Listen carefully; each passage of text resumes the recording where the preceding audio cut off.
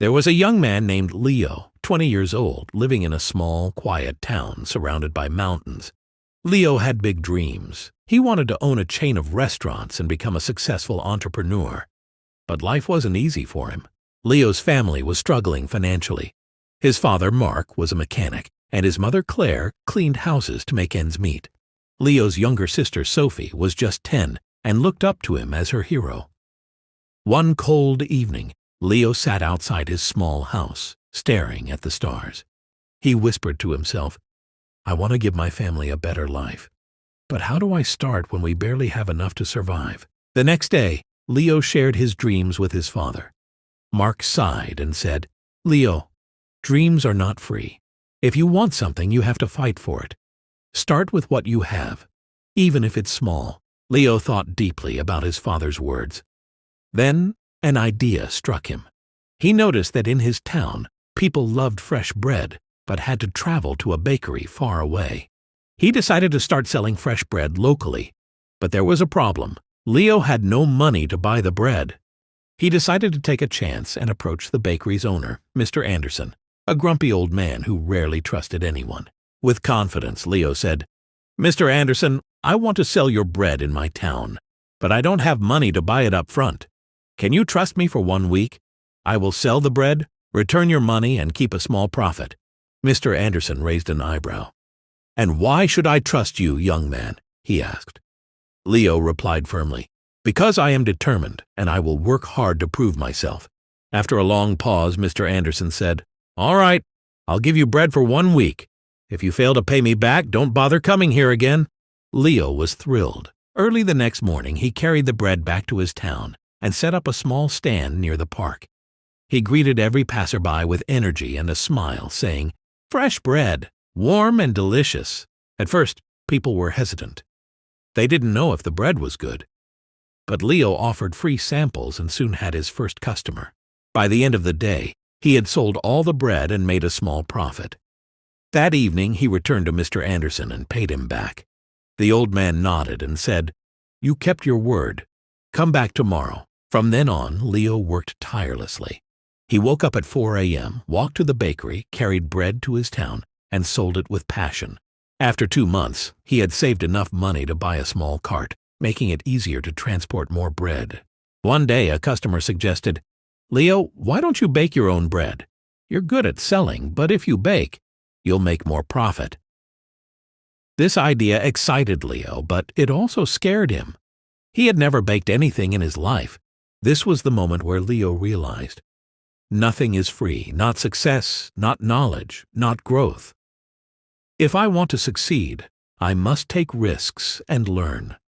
Leo decided to ask Mr. Anderson for help. The next morning, Leo said, "Mr. Anderson, can you teach me how to bake?" The old man frowned. "Why should I teach you? If you bake, you won't buy from me anymore." That quote is bad for my business. Leo looked at him and said, "You're right, but I won't forget the man who gave me my first chance. If I succeed, I'll make sure to help your bakery too." Mr. Anderson thought for a moment, then said, "Fine, but baking isn't easy. It takes time, patience, and hard work. If you're ready for that, I'll teach you." The lessons began early the next morning. Leo arrived at the bakery at 3 a.m. before the sun was up. Mr. Anderson showed him how to mix flour, knead the dough, and bake it perfectly. At first, Leo struggled. His hands hurt from kneading, and his bread came out too hard or too soft. One day, after ruining another batch of bread, Leo sat down, feeling defeated. He said to himself, "Maybe I'm not good enough for this. Maybe I should give up." But then he remembered his father's words, "Dreams are not free." He realized that every mistake was teaching him something new. Giving up was not an option. The next day, Leo went back to the bakery with even more determination. Slowly, his bread started improving. After 2 weeks, Mr. Anderson handed him a loaf and said, "This is perfect, Leo. You're ready." Leo was overjoyed. He rented a small oven and began baking bread at home. His family was amazed by his hard work. Sophie helped him pack the bread, and his mother made tea for him while he worked late into the night.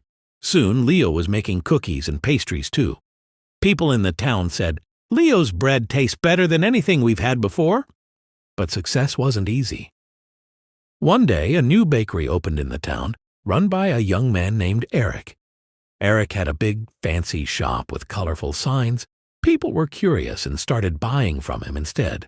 Leo noticed his sales dropping. He felt scared.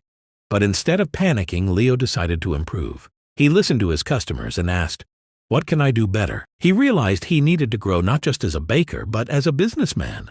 He painted his cart, added decorations, and even learned how to decorate cakes by watching videos in the library. Slowly, customers returned to him. An elderly woman said, "I've seen many young men give up when times get hard, but you didn't. That's why we trust you." Months passed, and Leo saved enough money to rent a small shop. He named it Leo's Fresh Bakes. Every morning he opened his shop with a smile. His parents and sister helped him. Sophie, now 11, loved talking to customers, and Claire managed the accounts. But life wasn't done testing Leo. One stormy night, Leo noticed smoke coming from the bakery. A small fire had started near the oven. He managed to stop the flames, but much of his equipment was damaged. The next morning, townspeople whispered, "Maybe this is the end for him." Leo felt heartbroken, but not defeated. He stood outside his bakery and said, "This is just a challenge. I won't give up." He realized he didn't have enough money to replace everything. He approached Mr. Anderson for advice. The old man said, "Leo, you already know the answer. You've taught yourself that nothing is free. Work harder, believe in yourself, and people will believe in you too." Inspired, Leo started baking at home again with the little equipment he had left.